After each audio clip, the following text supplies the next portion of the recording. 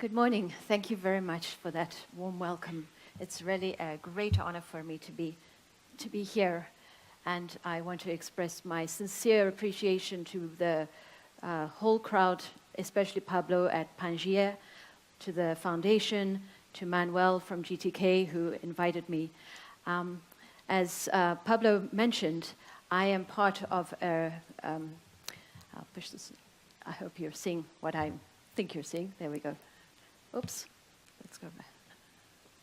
Yes, that's correct. Sorry, I might have to stand over here. So I'm part of this group at MIT called the IDE, or the Initiative on the Digital Economy. It's a relatively young group, but it's got very deep roots in studying the effects of technologies on organizations, markets, and industries. And what we do there is we conduct research on questions about how markets are being affected by these new technological advances. We also convene a lot of conversations and events to really bring people together, very much like what we're doing here. We offer up courses and other kinds of education, and certainly a particular piece that I want to mention is that we have a competition or a challenge that we run now. For this year is the second year, to try and bring more people into the digital economy. It's called the Inclusive Innovation Competition, or the Inclusive Innovation Challenge. And really the point of that effort is to find groups, individuals who are doing, working with digital technologies to try and build out skills, reach often marginalized populations and communities to have more of a role in the digital economy. I feel like I'm very close to the issues and the learning that's going on in IDE, and I hope to share some of that with you today. I thought one way that we can kind of start with this is to think about, building on the topic of waves, think about how we normally approach waves, and this is probably a very familiar context for you, dealing with the waves at the beach. You go for your summer holiday. This is actually my daughter from a couple of years ago, trying to Google American term or something else. But this was the first time she was doing it. And, you know, how do you learn this? How do you learn to catch a wave? So I'm sure you've tried some of this. I want you to think about this, as this is my question to you. So what moves do you make when you're trying to learn how to catch the waves? And can we learn from those kinds of experience in that context to think about how do we catch the digital wave? How do we even ride the digital wave, if you like? So it's taken for granted that technology is changing exponentially. We have, one of the big examples I'd like to pull up is, you know, the self-driving cars. We've gone from fantasizing about them in the 1980s to they're literally on the roads now, not just on the highways, but in our local streets. There have been, I mean, obviously we've been sort of working on these problems for many, many years. I think since the 80s, automobile companies have been looking at sort of autonomous driving. But things have really, really taken off in the last decade. And you know, so now we have the Google cars, BMW, many, many others, you know, really making huge advances here. Another piece where there have been extraordinary advances, also very much in the last few years, is in the area of cognition, or sort of computer cognition, if you like. So comprehension of speech, translation, just reasoning in a way. And I think at the end of 2015, people were saying, oh, you know, we'd solved the problem of computers playing chess, but oh, Go, that was a really, you know, strategic, complicated game that we wouldn't get there with a computer for quite a while. A few months later, AlphaGo beat the best player in the world, 4-1, I believe that was. This is a photo of him in the middle of the in the middle of the game. So my colleagues, Eric Brynjolfsson and Andrew McAfee, wrote a very widely regarded book, widely known and highly regarded book, a few years ago. And that was actually really what got us going in this initiative on the digital economy, that noticing how technology is really sort of taking off exponentially. We've had over 30 years of doubling of computer processing power memory, storage capacity, those sorts of things, which if you think about that doubling over 30 years, now we're really in this exponential capacity. And this is the question for us is, how do we deal with this? Because clearly technologies are going to just keep on advancing at this increasingly rapid pace. But as organizations and building skills, that's inevitably much slower. And if we don't do something intentionally, systematically, we're just going to kind of that gap between what the technology enables and how it affects us is going to get bigger and bigger. And so that's what I want to talk about today. We have, where I work the kind of research that I do at IDE is really focused on organizational transformation. How do the organizations deal with technology? So I'm not a sort of expert in particular technologies per se. I have a computer science background, but that's a little bit further behind. So here's a question. What do you think of when you think about a digital organization? Are you thinking about high-tech firms? Are you thinking about born digital firms? Do you have this image of a giant sort of data farm, or what does it mean to you? How about this company? Schindler is over 140 years old. They've been making elevators and escalators and rolling devices for moving people and other things for all of that time. But they are really leveraging the power of Internet of Things, of connectivity, to just advance incredibly the kinds of services and solutions they provide to their customers. They move over 1 billion people every day. Here's another example of a company that you might not think of initially as a digital organization. Everybody knows Starbucks, a global company as well. Very physical product, something that you can eat and drink, but they're really leveraging digital tools to get closer to their customers, to provide a unique, personalized experience. Here's another one, Domino's Pizza. You can tweet for a pizza these days. You can actually look watch your pizza being made through a webcam. These kinds of things. The whole idea is that they're really using the tools, the digital tools, to get closer and more intimate and more engaged with their customers. And I know that many of our sponsors, BBVA, Santander, P&G, Endesa, all of them, they're also all making extremely important and significant advances in this area. My point to you is that these examples, they're in every industry. It's not, we can't think about being excluded or exempt from the impact of digital technology.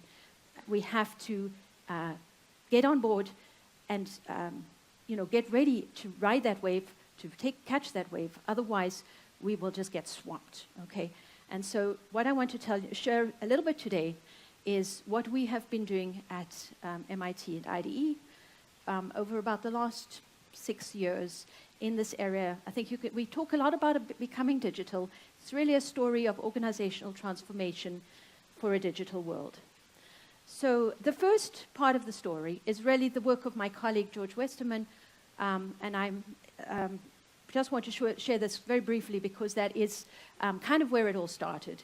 George and his colleagues in about 2010, 2011 did some work really asking how do large established companies, perhaps you represent some of those now, how do they transform themselves? How are they? This was 6 years back, and doing a study of over 400 firms, they identified where people were investing to build digital capability and how they were leading those initiatives.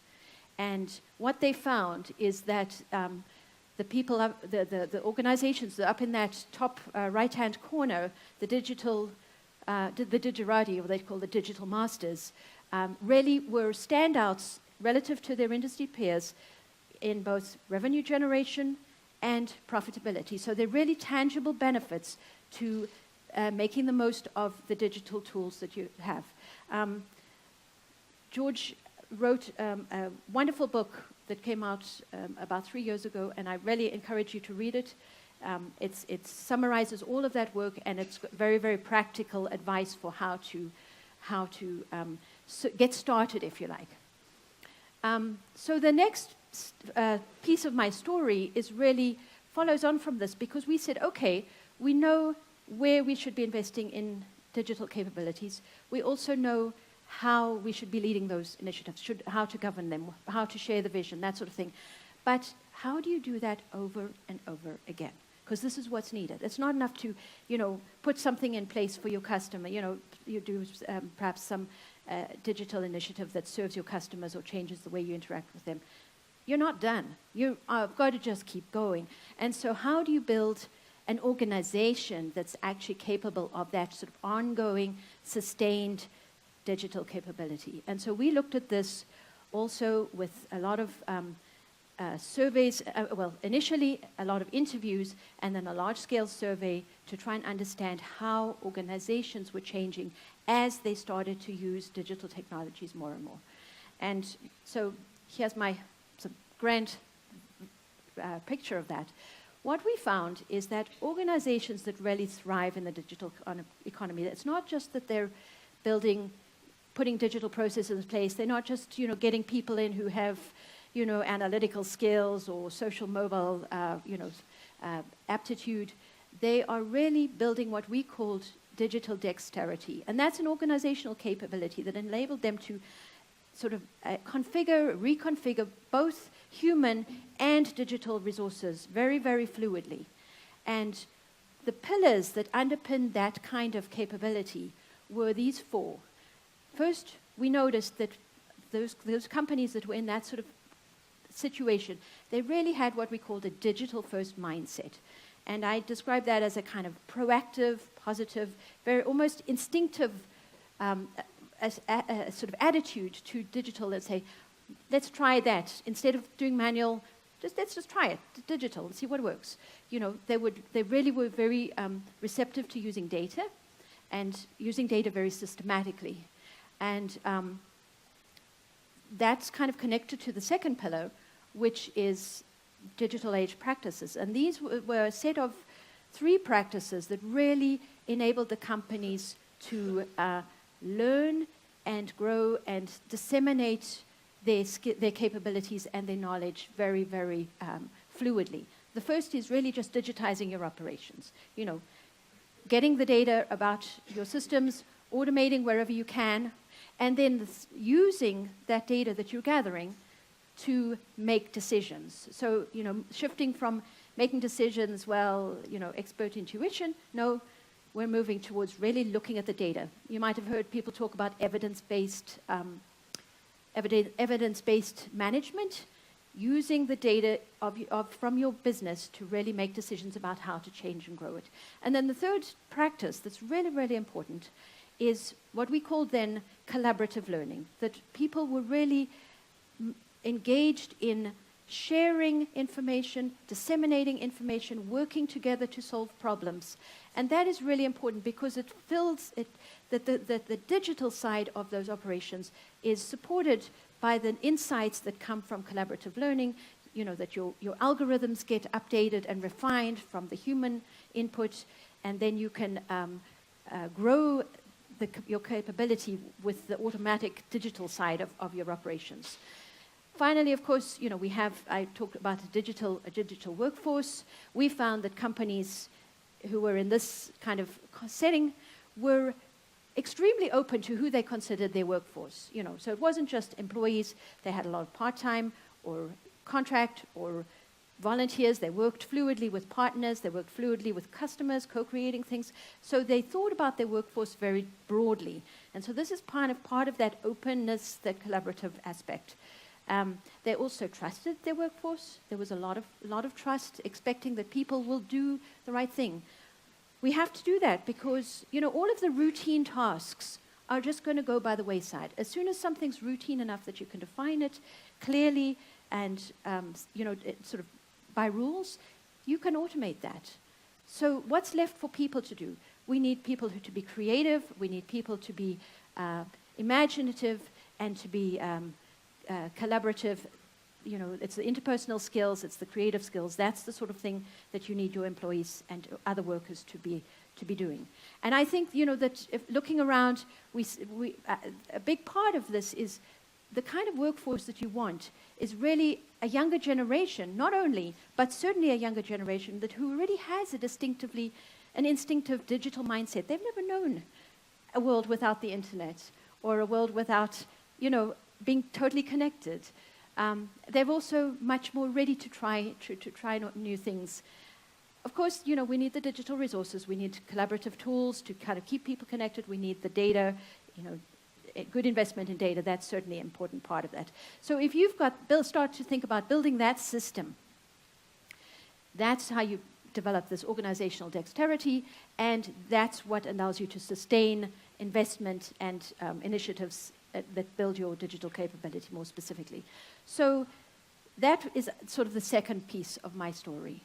The third piece, when we were doing this, we sort of realized that so much of this, I talked about mindset, so much of this depends on what people believe. It's, really that behaviors follow beliefs. And these are just two quotes from two CIOs who were recently acknowledged at the MIT CIO Symposium, which was only about a month ago, and which IDE co-sponsors. But you see that they're talking about culture. And we started to think about, well, what is this thing? What is it about culture? Really, the idea is that the world is changing so fast. The digital demands are digital technology is advancing so fast that the demands on organizations and markets are also just constantly changing. And you can't drive change from the top, from a leadership perspective only. You've actually got to have that kind of change bubbling up from all over. And that's where the role of culture comes in. So let's think about, what we know about culture. A couple of thoughts from a little local. We sometimes recognize culture in how we dress, in logos or flags. We recognize culture in rituals, norms, particular practices that, get enacted. Culture is what brings people together, that makes them feel part of a membership of some group. And it also it teaches them subconsciously or implicitly how to behave. It teaches them what the norms, the accepted norms are of that group. It involves values, beliefs, attitudes, norms, etc. We also see it in, the kinds of environments we construct for ourselves. We know from seeing stories about, Google offices or Facebook offices. This is actual Activision Blizzard's office. That the spaces we create actually reflect our culture. And so picking up on that, I want to share a little bit from some work of Ed Schein, who's also at MIT, he's an emeritus professor now, but highly, highly regarded, a scholar and as far as organizational culture is concerned. He talked about culture as a pattern of shared basic assumptions that are learned by a group, that help them to adapt to their organization. It holds them together, it makes the group coherent, but it also keeps them coherent when there's other stuff changing outside. And he he basically conceptualized it at the visible part is the artifacts, the flags, the logos, the dress, what the office looks like, for example. Sometimes the espoused values you can get at. That's what people say. We value, our values are integrity and respect, and sometimes you can believe that, and sometimes people don't always live up to their espoused values, but some of that you can see. And then he said, well, there's parts that you can't see. Those are the hidden assumptions. But that's really what you're trying to understand in order to understand about culture. So we thought about this, and we said, well, are there ways that we can try and understand what is distinct about digital firms, born digital firms? Do they have a distinct culture? And if they do, is that something that other firms can learn to, can cultivate, so that we can also be more effective in this rapidly changing digital environment? So we went and spoke to a bunch of firms, asking them also, what is important to you? What are your values? How do you think, what are sort of typical behaviors in your organization?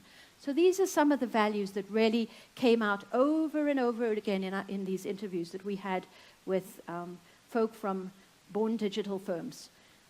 Real emphasis on speed. Real emphasis on having a big impact. They don't go for like incremental stuff. It's, we're going to change the world. Thinking about constantly innovating. Really, just going over and over, trying new things, testing what works. If it doesn't work, move on. Learn from that and go on. So it's constant innovation. Also, this notion of collaboration, we've heard it a bit here today. We learned it in our prior work.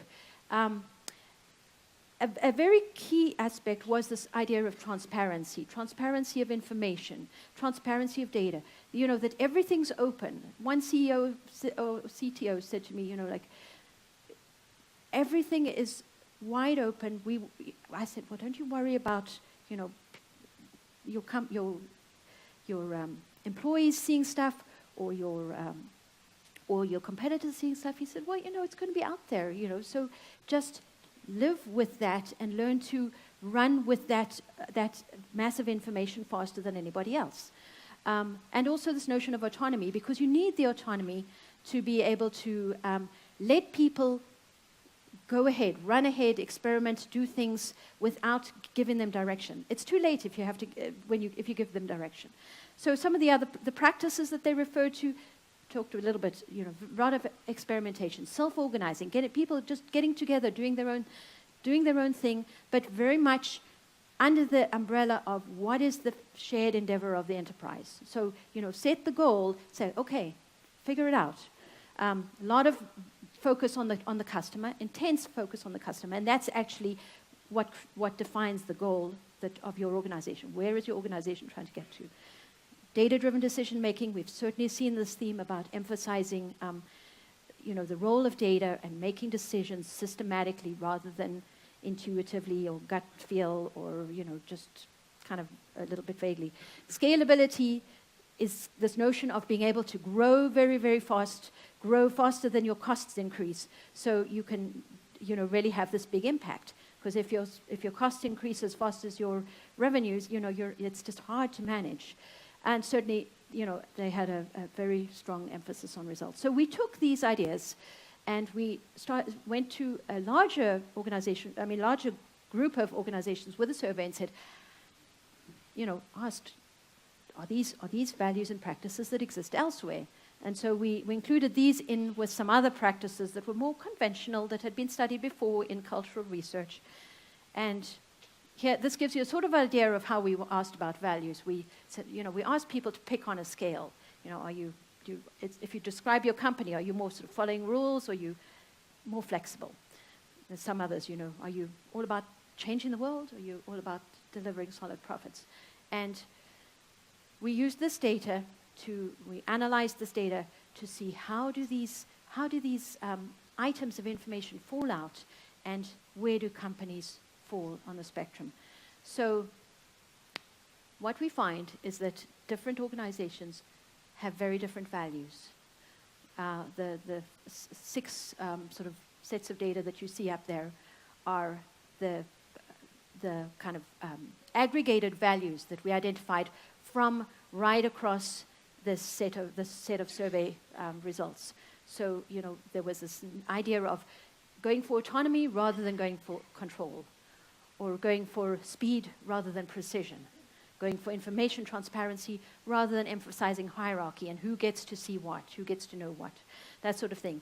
The stars highlight the dimensions where there's a really significant difference between born digital firms and more traditional firms. So the traditional firms are the blue, the born digital are the green firms. And so you can see from that on average, born digital leans towards more autonomy, more speed, more information transparency, more inclusive in collaboration, more about having an impact than just making your profits, more iterative learning rather than knowing first. They're not afraid to just jump in and try something. And that's kind of where we need to be. If you think this, moving a little bit on towards the practices, really getting more behavioral, we see something very, very similar, that there are differences in how born digital and traditional and born digital firms behave.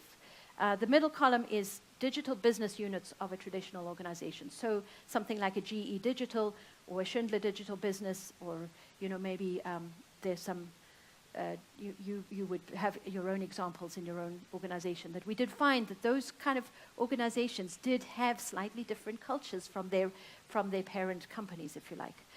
So what's really significant here, what stands out? It's rapid experimentation and this capacity for self-organizing, for just finding people with the right expertise, with the right interests or with similar interests, with the motivation to get going on a problem and just getting up and doing it. Okay, so this is data-driven evidence that learning and experimentation and self-organizing are really, really critical norms that can differentiate how you perform in a digital world. If you think about, the kind of performance we're also striving for, innovation, having a good reputation, being profitable and growing, all of these kind of behaviors are strongly associated with those kinds of outcomes. Now, these are not necessarily new values and practices. Somebody asked me last night, we've talked about open innovation for a long, long time. Yes, so ideas about collaborating outside your organization, innovating with people from outside, learning very fluidly as in a sort of teaming context, pulling teams together fluidly. People have certainly written about that. I want to point out the last book, which just got launched this week, on Tuesday, as I left Boston.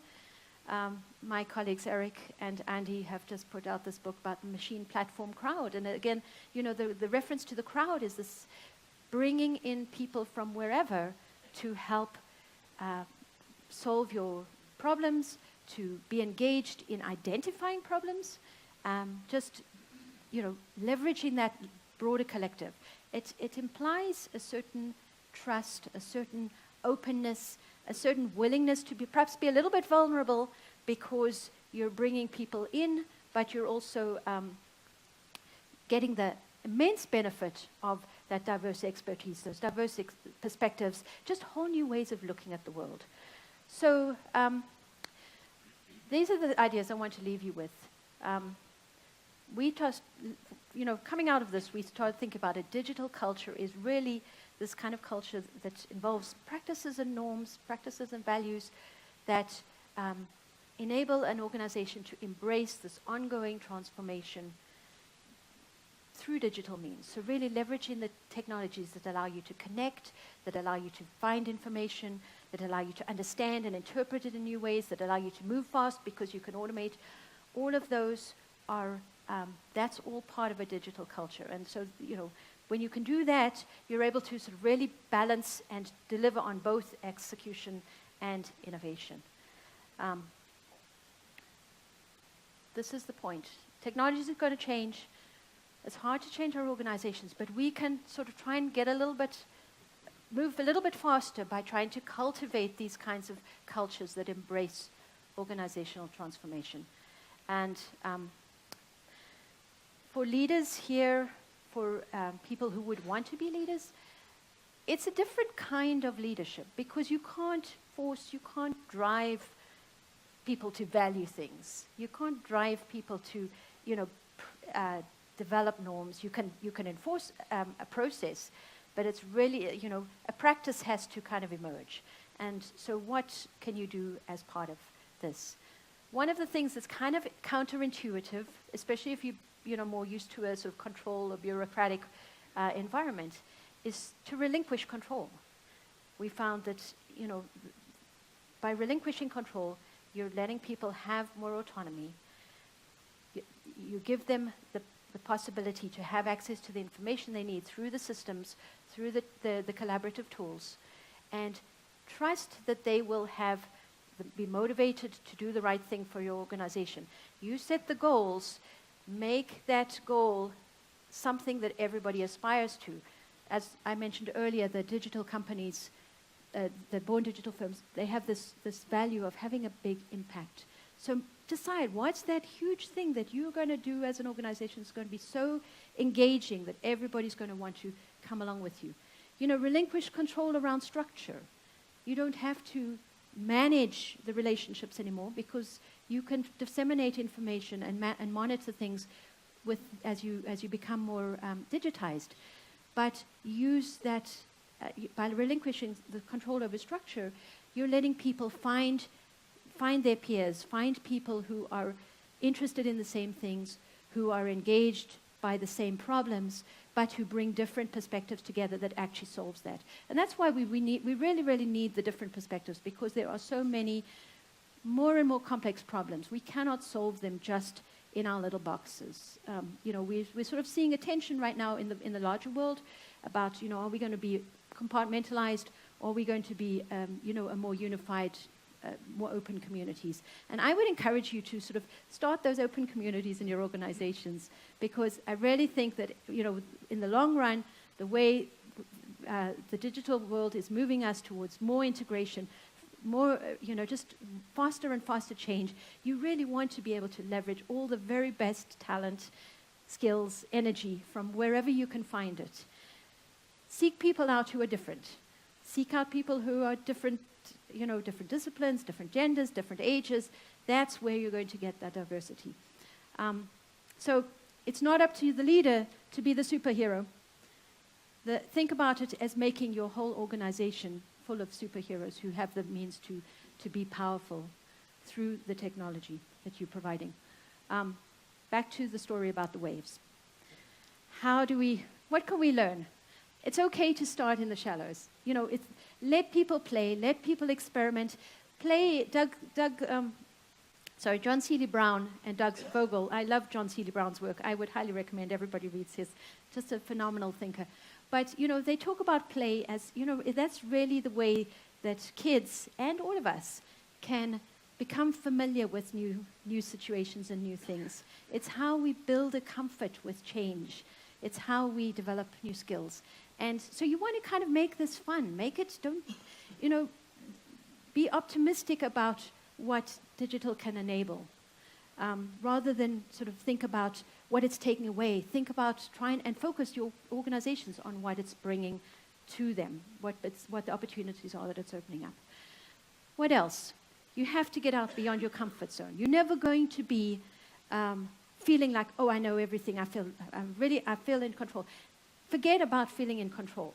Just forget about that feeling like I'm going to take a leap. We've got to become a little bit more risk receptive, shall we say.